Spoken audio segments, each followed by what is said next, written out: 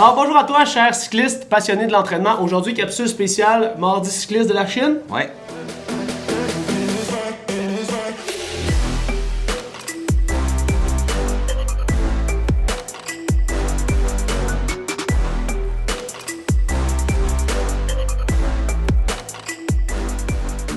Ben, d'abord, est-ce qu'on C'est raconte... quoi ça accroché au pack? Ouais, est-ce qu'on raconte c'est quoi les Mardi cyclistes de la Chine?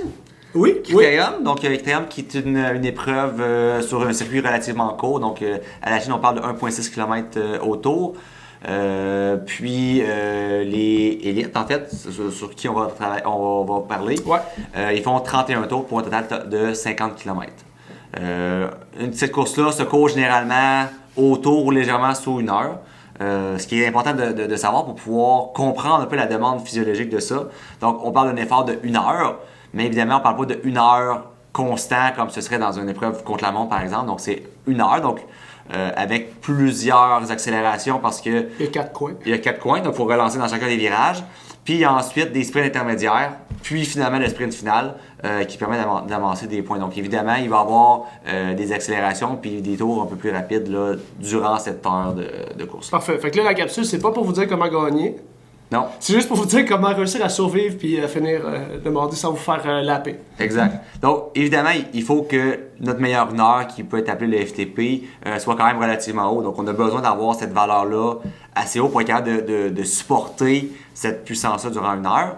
Puis ensuite, bien, non seulement il faut être capable d'avoir cette puissance-là, mais il faut être capable de la maintenir avec des variations d'intensité, avec des efforts qu'on peut dire en anaérobie, donc des efforts qui sont à très haute intensité, répétés, puis faire en mesure de pouvoir supporter cette puissance-là. Si on parle, mettons, d'un entraînement spécifique à cette discipline-là du critérium, une fois que la personne aura, mettons, un FTP suffisant, là, je sais pas, un genre 3,5 watts par kilo, ça dépend de chaque ça dépend de chaque cycliste, ça dépend de... Bon...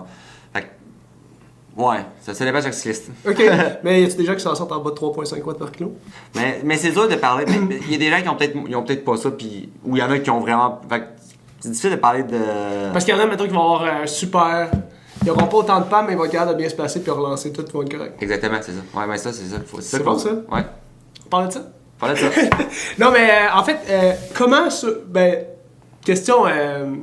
comme un sous-point de la question, c'est comment survivre à un mardi cycliste si on sait que notre FTP, mettons, est limite pour subir l'endurance de 1 heure là, du mardi cycliste. Exact, parce que là, on parlait de watts, mais il n'y a pas juste les watts dans une course de cette façon-là. Donc on sait qu'un critérium de cette façon-là, c'est 4 virages, donc il y a des relances à chacun des virages. Puis si on est très loin derrière le peloton, donc on ne sera même pas entré dans le virage, on va être en train de freiner pour pouvoir prendre le virage. Puis d'ailleurs, plus on est derrière, plus on doit freiner. Donc on est en train de freiner alors que les 2-3 premiers sont déjà en train de relancer. Donc nous, on est en décélération alors que les premiers sont en accélération. Donc vous voyez que plus on est loin derrière, évidemment, plus la relance va être difficile. Fait que si vous voulez un bon entraînement, restez en arrière. Oui, bien que... Ouais. Donc, mais il y a quand même des fois des gens que, justement, ils sont les spécialistes de rester derrière le peloton ou dans les virages, au lieu de freiner, ils vont se laisser décaler un petit peu, vont laisser placer le peloton, vont prendre le virage à la même vitesse que les premiers, puis vont réussir à faire en sorte d'être comme devant mais derrière, puis pouvoir être là sans faire trop d'efforts, puis en n'ayant pas à se battre pour sa position devant. Donc, les habiletés de pilotage sont très importantes dans une épreuve comme ça, dans un critérium en général. Donc, juste si on revient à... Si on n'a pas une bonne FTP, il faut savoir bien se positionner dans le peloton. Oui. Mais peut-être qu'on peut s'en sortir si on a une excellente PAM, finalement, puis un genre de... un 15-20 secondes anaérobique excellent, puis une bonne PAM, puis qu'on est bien placé. Exact. Puis surtout, d'être capable de répéter ce 15 secondes anaérobique-là pour pouvoir réussir à garder sa position dans le peloton, puis être capable de répéter les efforts. Excellent. Ouais. Donc, pour les cyclistes, par exemple, que leur rêve, c'est de finir un mardi cycliste à la Chine, des clients qui viennent en clinique ici et qui me demandent qu'est-ce qu'ils devraient faire. Moi, souvent, je leur dis, bon, le mardi, c'est peut-être pas la meilleure place pour faire disons, une initiation au monde de la course. Ouais. Toi, tu viens de me dire que finalement, le critérium, c'est peut-être pas non plus la meilleure façon de s'initier parce que... Pour quelle raison, en fait? Bien, en fait, le critérium, comme c'est un petit parcours avec plusieurs virages, le positionnement puis l'aspect technique, le pilotage devient vraiment plus important qu'une course sur route, par exemple, même si la distance est un peu plus longue. On parlait peut-être de 60 à 110, 120 km selon les catégories.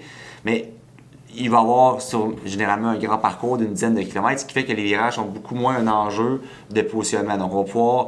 Ça va être un peu plus facile de trouver sa place dans le peloton et capable de moins dangereux, finalement. Là. Moins dangereux un peu aussi, exact. Là.